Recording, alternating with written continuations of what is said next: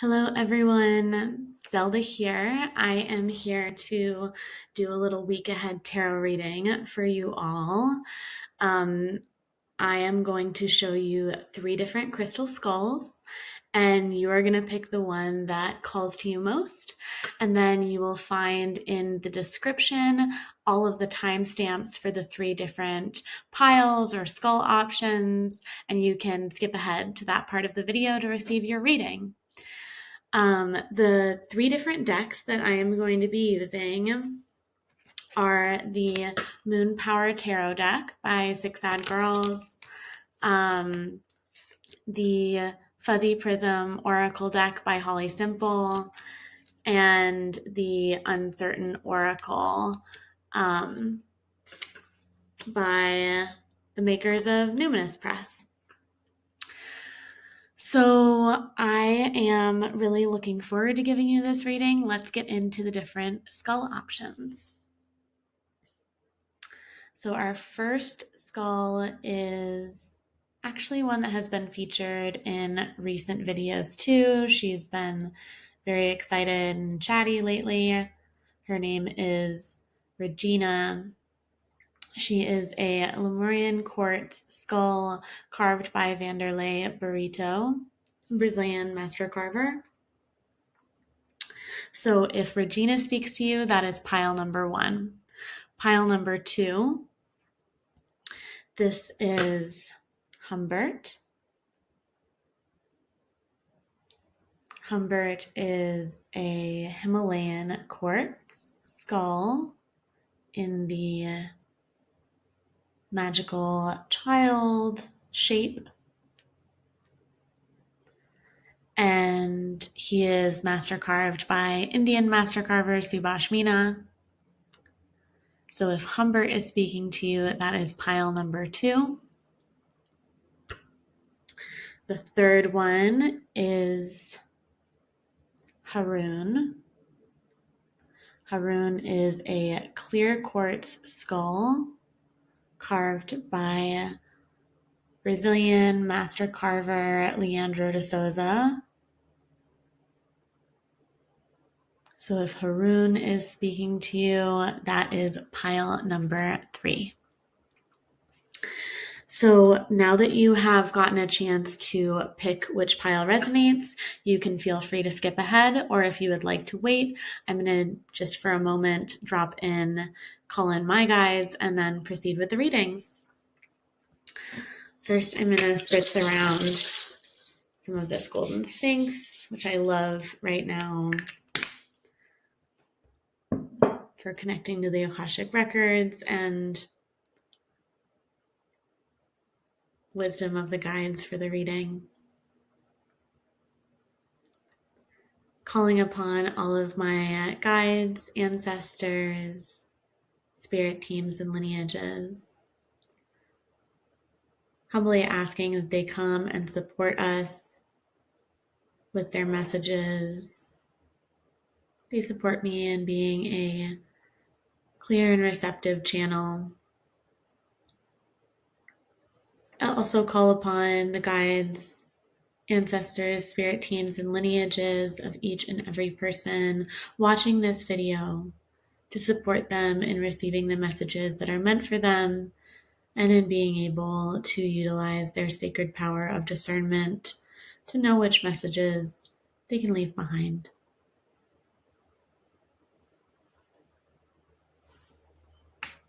Okay, if you are still here, I am guessing you're in group 1. Group 1, you chose Regina. Regina is a colopus, or as I called it, a horned wolf. I wasn't aware that there was like an actual creature called a colopus, which is kind of like a wolf with antlers. Let's look at the cards that she chose.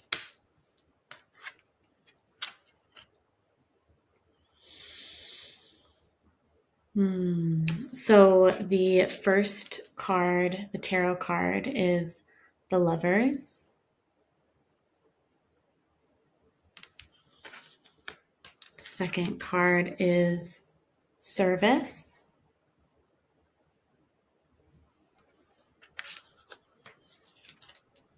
And the third card is guidance.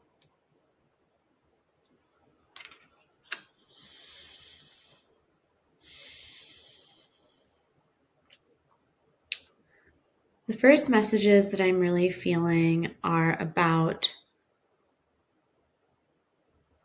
how to inhabit a space of heart-guided connection, particularly in spaces of service. I'm just noticing this symmetry between the two in the lovers with the spark in between and the two hearts with the hand in between. And it feels like there's this opportunity for genuine and authentic connection that is also a potential for maybe missing the connection with others because of seeing yourself or projecting your own healing onto others, or taking it very personally when others project their own healing onto you.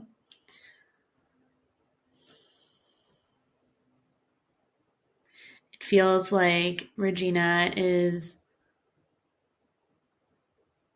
speaking about, her messages have had a lot lately to do with fear. And it feels like one of the reasons that she wanted to offer this message is because of her teachings around that in the past. And that one of the ways that our connection with others can get really like cloudy or murky is when we are acting out of fear. So when we are with someone because we are afraid of being alone, or we are giving because we are trying to avoid or acting out of fear of being not a good enough person, or out of feeling guilt. I'm hearing like shame is a fear response to feeling less than.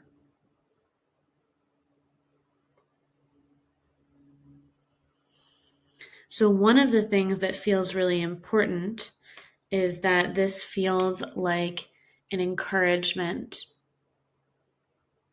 around not actually being alone.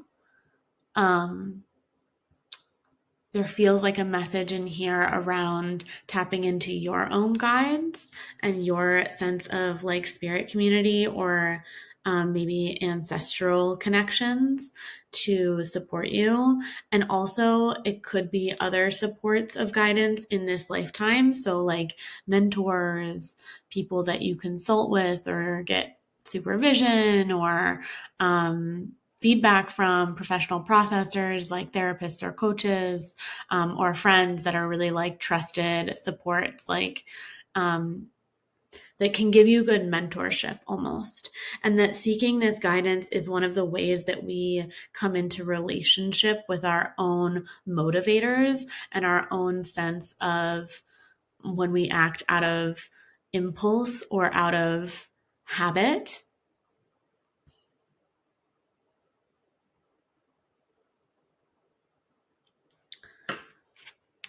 This card feels really pertinent when we are in a time ramping up for a Mercury retrograde. We're still in the shadow storm, but Mercury is going to station retrograde soon. The shadow storm is already a time of like a lot of retrograde energy, it feels like, in my system at least. And this is a place of like, this can be easy to feel drawn back into relationship with people that you are learning from. And I'll just leave it at that, right? Like people that you are learning from. And why this, I think, is an important distinction is that when we get really muddied or tied up in like twin flame, or exes that are toxic, that kind of thing, or family members that have a conflictual relationship, or any of these things, right? That is a theme of Mercury retrograde, where like exes will call that type of thing. But really, this feels like reorienting to like, what lesson are you still learning from these people in your life? It's okay to open the door back up if that feels like the right thing for you. But also, if someone is reaching out to contact you, maybe there's a lesson around setting a boundary. Maybe there's a lesson around being in a relationship with what it's like for you to have that, like what gets activated or triggered when you are contacted by someone that maybe you're not normally contacted by, or that you are hoping not to be contacted by sometimes. This brings up the question of like, in relationship, how can you be in service to your own evolution, your own development, and the evolution of whoever it is that you are relating to at the time? So this could be like holding a boundary with someone who has like regularly pushed boundaries with you as a service to both yourself and them. Because when people push boundaries, they're, maybe they just want to get their needs met. That's a big reason that people push boundaries or exhibit behaviors of like manipulation, that kind of thing, is like, it's not inherently bad to do those types of things. A lot of times people are doing them very unconsciously. They do not have the intention to hurt you. Sometimes they do. And it is important to be able to tell the distinction. But either way, you get to come back to yourself and be like, how can I like call back in my energy? This feels like reclaiming. And sometimes that process of seeking guidance requires first this like gathering of energy back into the self.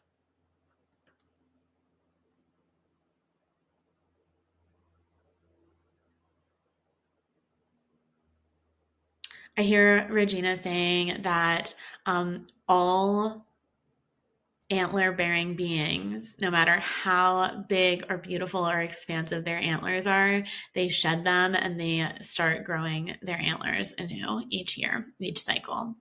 And the colobus is an antlered being, or a horned wolf. And so there is this quality of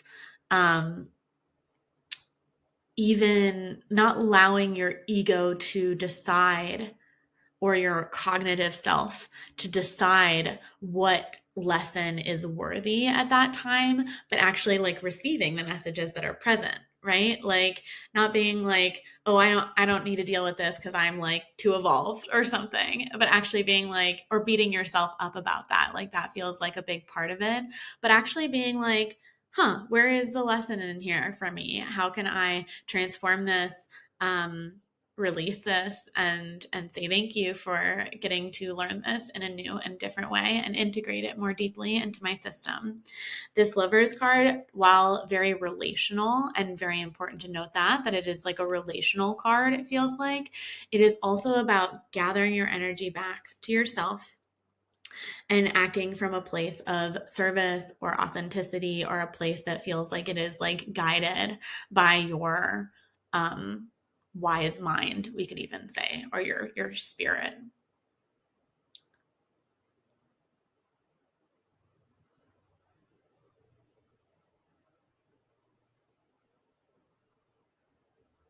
Okay. Thank you so much, Group 1. I think that is your message for this week. If you are interested in having a card reading together, I will have a link in the description to the full moon in Pisces offering that I will be doing with some Reiki healing, some crystal and DNA activation, and a group divination and mediumship reading for the weeks ahead. So if that's something that interests you, you can check that out at my website. I look forward to seeing you next week. Up next, we have Group 2. Group 2, you chose Humbert. Humbert has a really sweet face in this form, but also in his spirit form. He is a bear spirit. Let's look at the cards that he chose.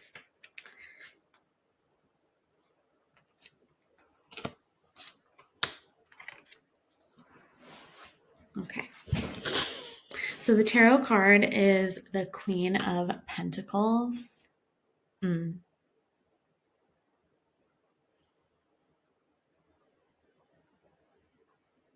She looks fierce.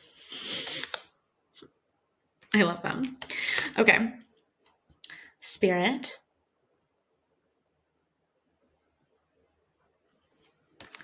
And variable.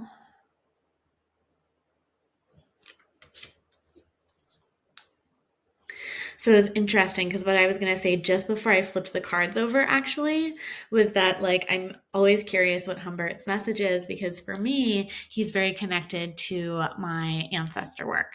I work with him very closely with another skull that is an ancestral skull of mine that supports me with my ancestor healing work. And this message feels very like connected to spirit and to that quality of like being in relationship with ancestors, and also being in relationship with your own energetic inheritance. The Queen of Pentacles is, as I read all the court cards as double elementals, the queens are the element of water and the pentacles are the element of earth. And water and earth makes mud. And I always think of this with this card. It's like a powerful card, but it's also like, it makes me feel like getting into a mud bath where things are like in the muck and in the like swampy, like creaturely part of our being. Mud pulls toxins and clears things out of the system, and it just feels really like part of being in the earthy side of our being. And to me, connecting with my earthly inheritance and earthly magic has a lot to do with connecting to ancestors. And by ancestors, I very much mean like where your blood ancestors basically came from, right? So this feels like being in command or being in relationship to that. And I also want to honor that there are a lot of people who experience a kind of untetheredness from their ancestral lineage, particularly folks who live in the States, in the US.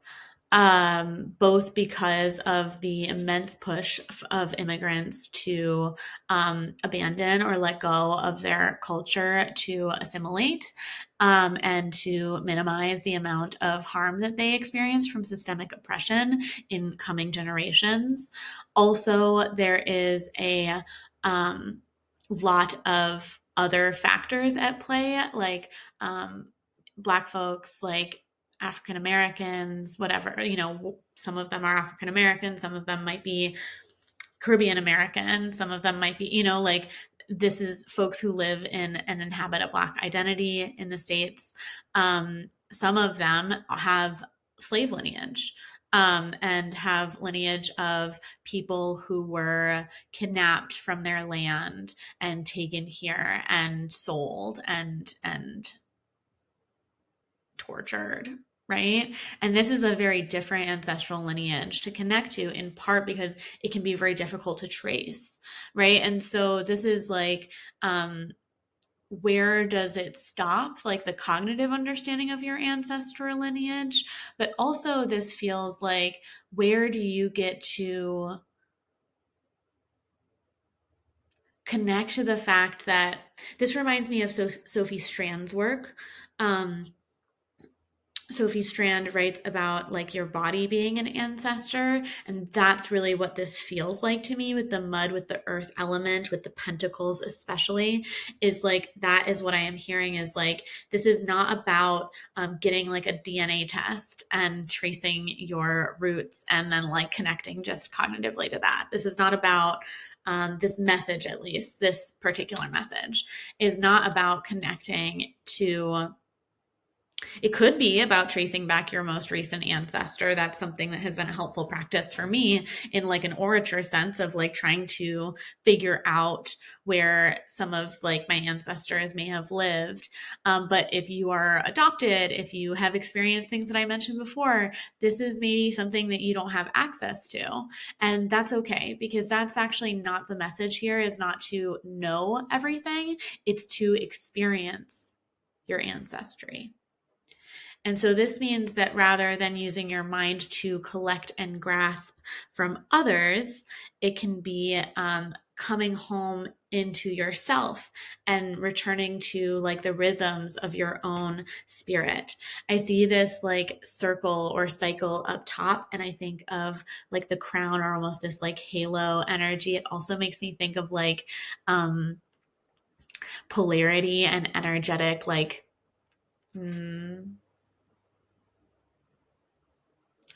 atoms and things like orbiting, right? And then like the micro of that on a cellular level and the macro of that on a planetary level.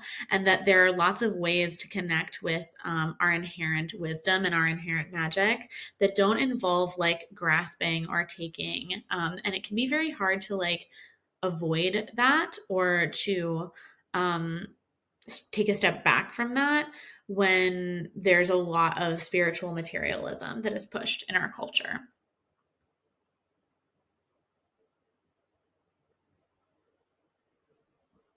So the variable card is feeling like the message I'm getting from this from Humbert is that there are a lot of paths to the center.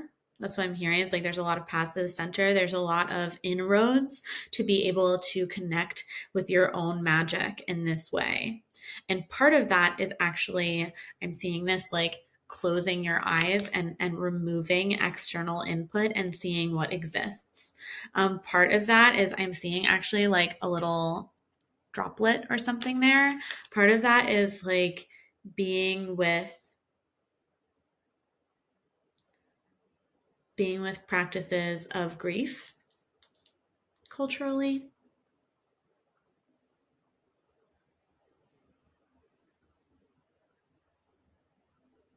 We can always start to connect to our own magic and our inheritance by connecting to the sadness of not having that in an explicit way. And that can be an inroad.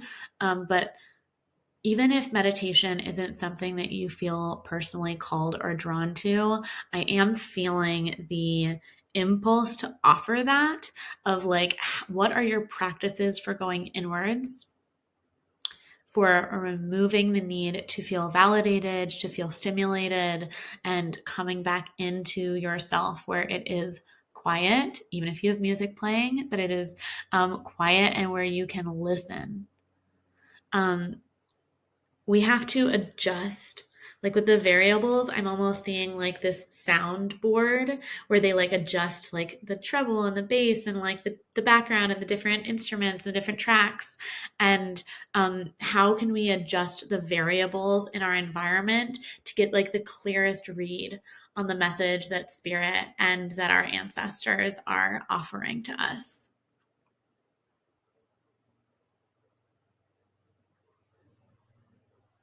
I'm noticing my jaw started hurting, which it wasn't really hurting before.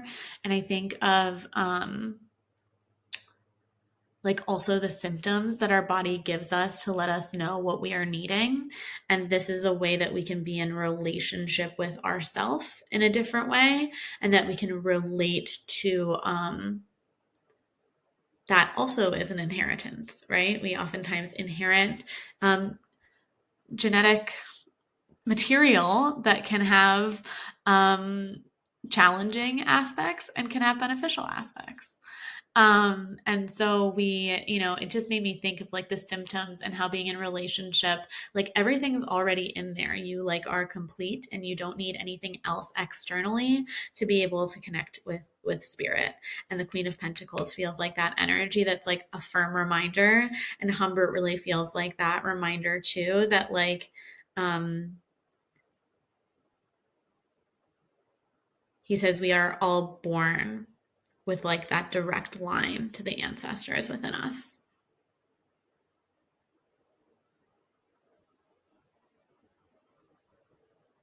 And that we might lose track of it over time, but that it's always there to come home to.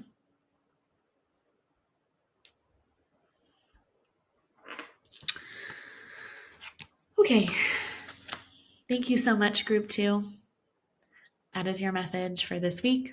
If you would like to connect more deeply, you can check out in the description. I'll have a link to the full moon in Pisces event where we'll do some Reiki, some crystal and DNA activation, and like a group reading with mediumship and tarot. Thank you so much. Otherwise, I will see you next week. Group 3, welcome. You chose Haroun.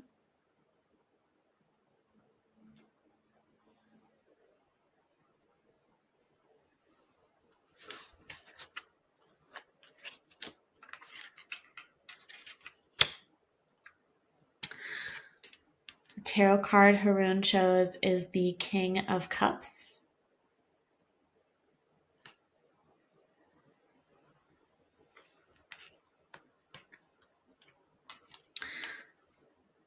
Self-care.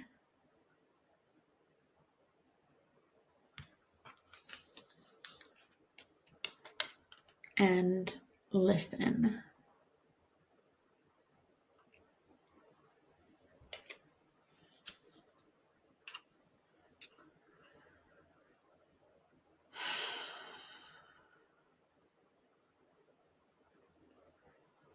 So I've noticed this like full circle energy in these cards. This being is looking through kind of like the eye of this ankh. And there's also a sun and a moon behind them. And that just feels like that cycle almost. And then I'm noticing this like coming out of the heart into the mouth, and then like it just feels like a full cycle. And there seems like there is a message here about being in relationship with like emotional wisdom and resilience as it applies to the self, in the double elemental of the King of, like the double elemental reading of the King of Cups. The Kings I read as fire and the Cups as water. Some people switch around the Kings, so some people read it as earth for the Kings, but I read the pages as earth. So the fire and water feels very much like it adds to that cyclical quality of this, in the sense of it like is holding and balancing these like counter elementals, right? They balance each other out. The water feels like that stillness, the patience almost, and it's connected. The cups, the suit of the cups is connected to the emotions, the heart. It can be connected to relationships if you're reading it in that way, but I always kind of bring it back to the self. And then the Kings are, the kind of exalted, fiercely burning flame of the court cards. And so in this, I'm really noticing that like power or leadership or effectiveness does not always come from being the loudest or being the most energetic or active, or producing the most, especially with this like listen card. I'm just reminded of like the power of being quiet.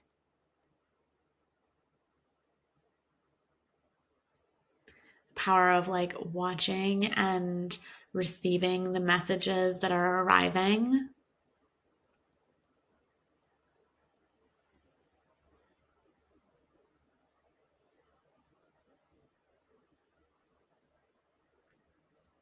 Haroun feels like he's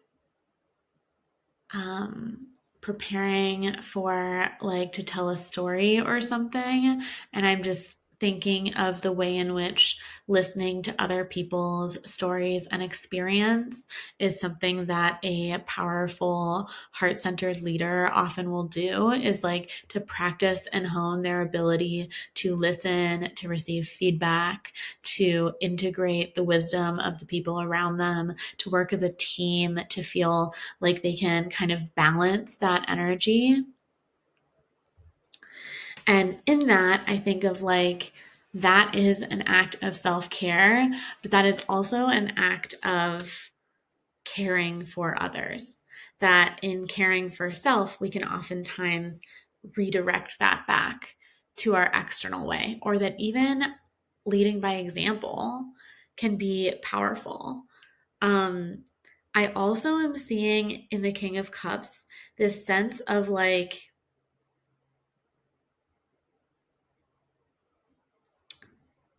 not seeing the self as separate from other, in that there's this like regal energy that's being felt, where like the kingdom is like an extension of oneself, and so there's no like division really.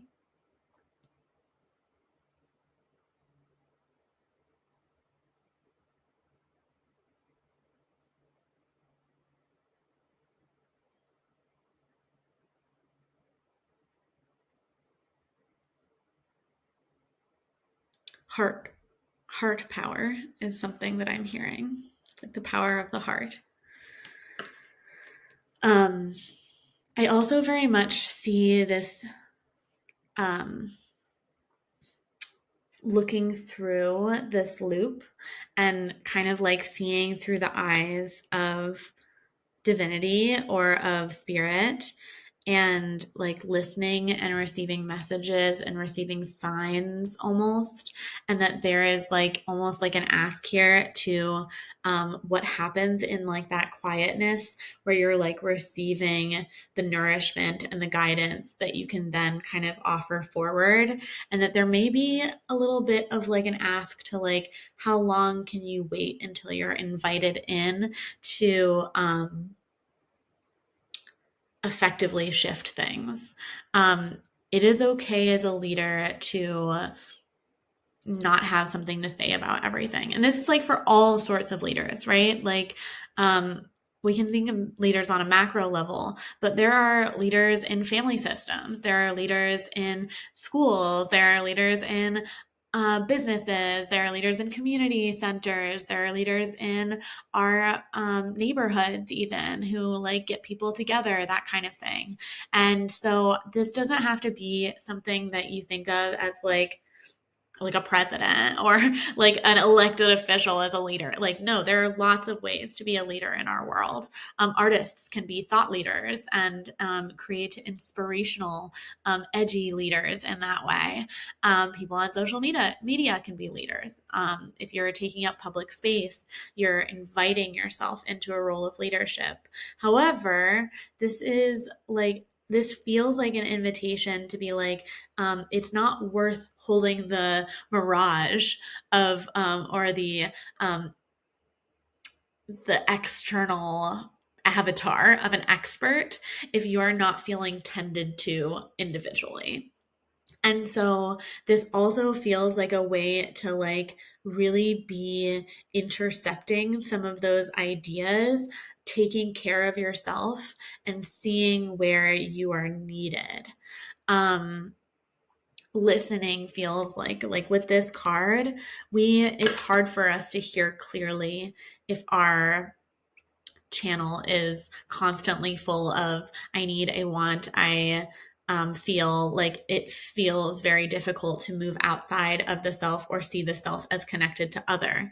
But this is an important practice. And this is hard to do if you're feeling like burnt out. And Haroun oftentimes does have this wisdom. One of the cards that I first pulled with him was the 10 of Wands. And very much this card of like coming back to your like your inherently creative self. And Haroun loves to work with artists, which is why I kind of said that at the end. If this does resonate with you, and this is not, I imagine, for every single person who picked this file, but if you are an artist or a creative, when's the last time that you made something just for you? Just for yourself, just to create and be joyful in the act of creation. Not something to post, not something to sell.